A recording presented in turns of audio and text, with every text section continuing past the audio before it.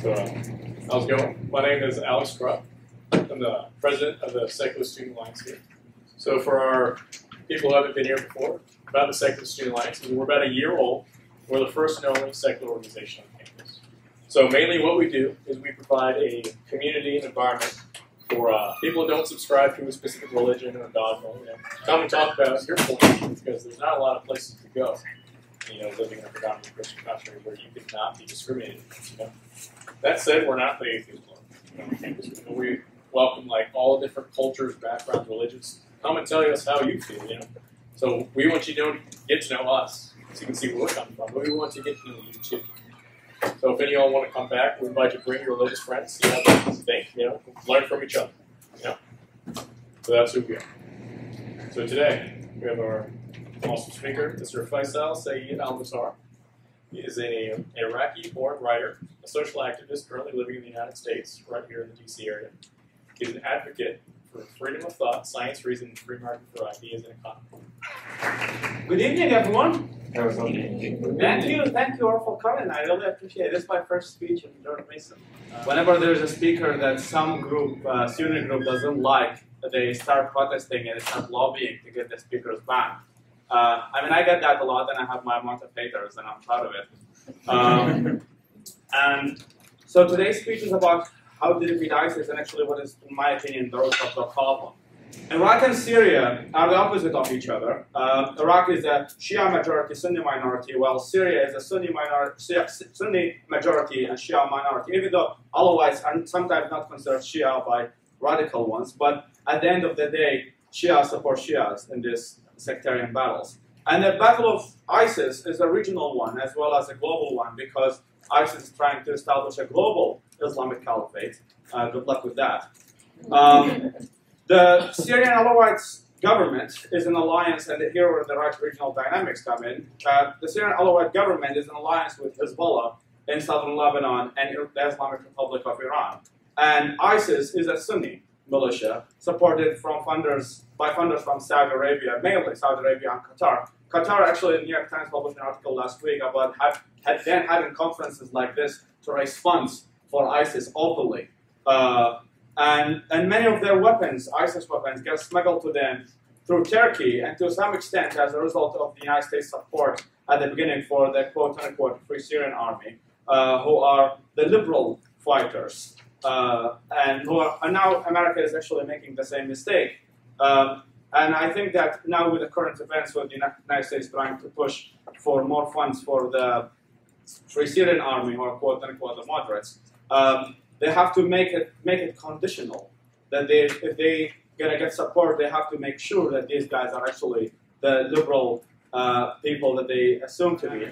Over the past decade, the United States helped organize the Iraqi moderates, the Shia-dominated government led by al-Maliki, giving them tons of billions of dollars in aid and supplying and training to their army. But it turned out that the moderates weren't that moderate, as they become authoritarian and sectarian. Sunni opposition movements grew, and jihadi opposition groups, such as ISIS, gained tact and active support. That has been familiar pattern through the regions. For decades, the United States foreign policy in the Middle East has been to support the moderates. They need to be supported in any way possible, even if that includes them having their independence as a state in the future, which I think is inevitable. I'm not a Kurd myself, but I've been very supportive of Kurdistan because it's concerned.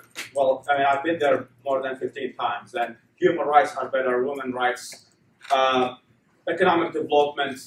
They are the only ones that I can see action of what they claim they believe, compared to the moderates on the other side. So what I'm trying to highlight here at the beginning of my speech is that there isn't many moderate liberal Muslims as we think there are, and I don't think that ISIS represents all Muslims, not in any way, and so is Al-Qaeda.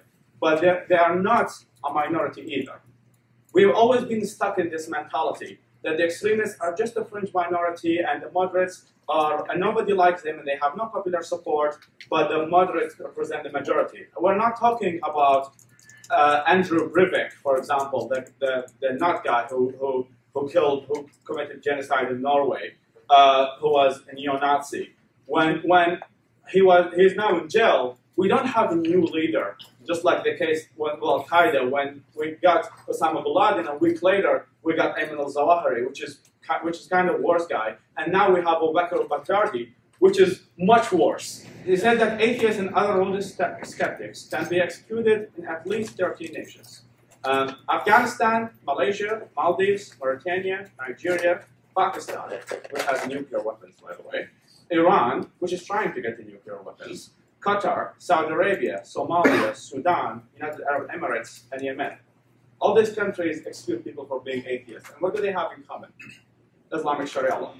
You don't have to convince me that Islam is the religion of peace and it's against violence. I would highly appreciate it if you are able to convince ISIS, Al-Qaeda, and their supporters. Because at the end of the day, it's not me or Faisal Ali or Al-Rizvi, my friend at the Huffington Post, not Sam Harris, not anyone who is a critical of Islamic extremists is doing actually any violence. We just write articles and speak at universities.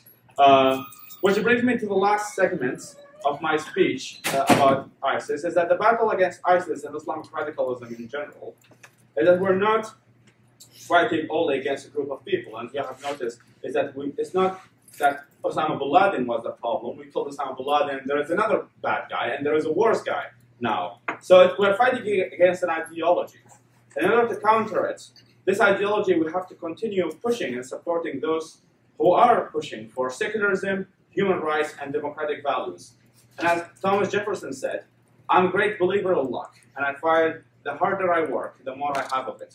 So don't sit down and accept everything to be all right. And we have to work as hard as possible to defeat ISIS, because they want to establish a global caliphate and have to stop them before it's too late. May science and reason bless you. May science and reason bless the United States of America. Thank you very much.